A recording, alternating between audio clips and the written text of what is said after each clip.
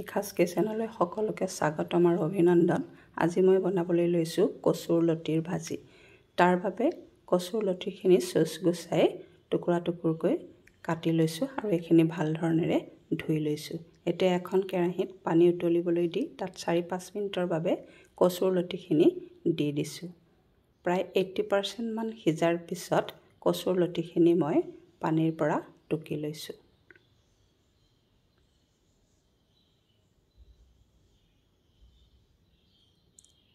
এতিয়া এখন কেৰাহীত তেল গৰম হ'বলৈ দি তাত দিছোঁ পাঁচফোৰণ,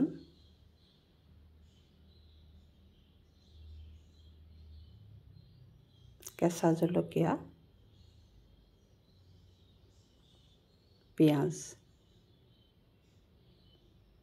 পিঁয়াজখিনি দি অলপ সময় মই পিঁয়াজখিনি ভাজি লৈছোঁ।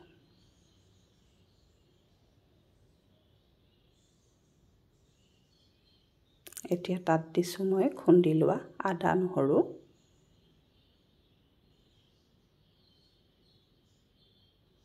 এইখিনি অলপ লৰাই লৈ তাত মই দিছোঁ বিলাহীৰ পেষ্ট।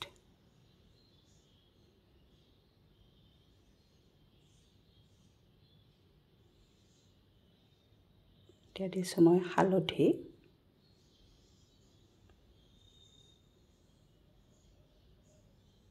জিৰা গুড়ি, ধনিয়া গুড়ি আৰু এইখিনি লৰাই লৈ মই ইয়াত কচুৰ লতিখিনি দি দিছোঁ আৰু সিজাই লোৱা কচুৰ লতিখিনি দি দিছোঁ।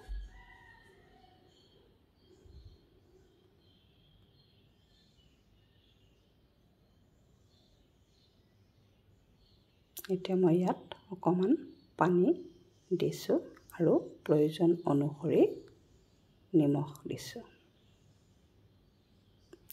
এতিয়া এইখিনি সিজিবলৈ দিম।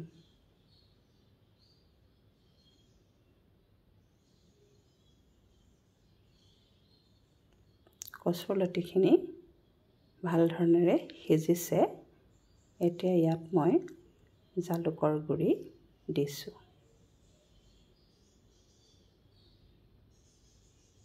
অলপ লৰোৱাৰ পিছত কচুৰ লতিখিনি হৈ গৈছে। আৰু যদিহে ৰেচিপিটো চাই ভাল পালে তেন্তে লাইক কৰিব, শ্বেয়াৰ কৰিব, কমেণ্ট কৰিব। ধন্যবাদ।